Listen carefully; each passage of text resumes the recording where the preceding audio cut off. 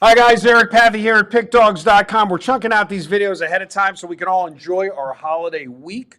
But we work regardless, but we're getting the videos out of the way. So we just did our prior video yesterday on a Saturday complimentary selection. If you missed it, go back and watch that video because you get two complimentary selections in the NFL this week out of the three Saturday games. If you guys want to join Big Al's All Access, by all means, send me a text at 702-769-0404.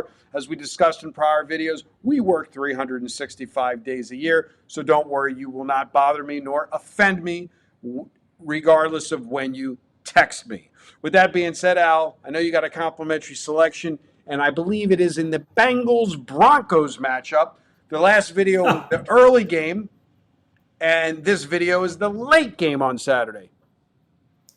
Yeah, you're like Encyclopedia Brown. You're pretty good at deducing things.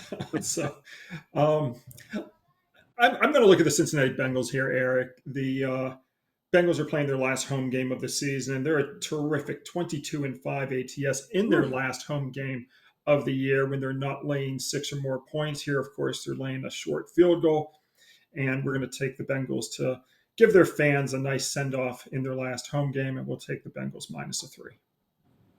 Bengals -3. Let me ask you, when teams are like not in contention, do you think they play? People ask me this all the time, and I know that you're a technical and situational handicapper, but when the games, quote unquote, don't mean anything, and I realize you can't see my hand gestures on the screen right now, but I'm putting up the quote sign. When they don't mean anything, do you handicap that game differently than if the game means something?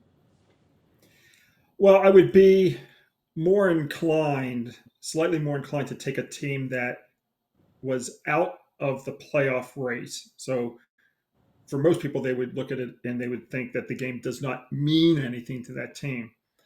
But I've always favored taking teams that are already eliminated from the playoffs if they're playing a team that has to win to make the playoffs. Now, most teams don't have to win to make the playoffs. They can get in, different ways, whether they Right. win or lose. Right. But in that situation, when you get a team that's already been eliminated versus a team that has to win, I've always favored the team that's already been eliminated. I'm not a big fan of assuming that teams aren't going to play well because they don't need to play well, or that teams conversely will play well because they do have to play well. I think those are just tropes, and I think a lot of it is noise, and I ignore a lot of that. There you go, guys. 702-769-0404. The Bengals this Saturday is another complimentary selection. Good day and good luck.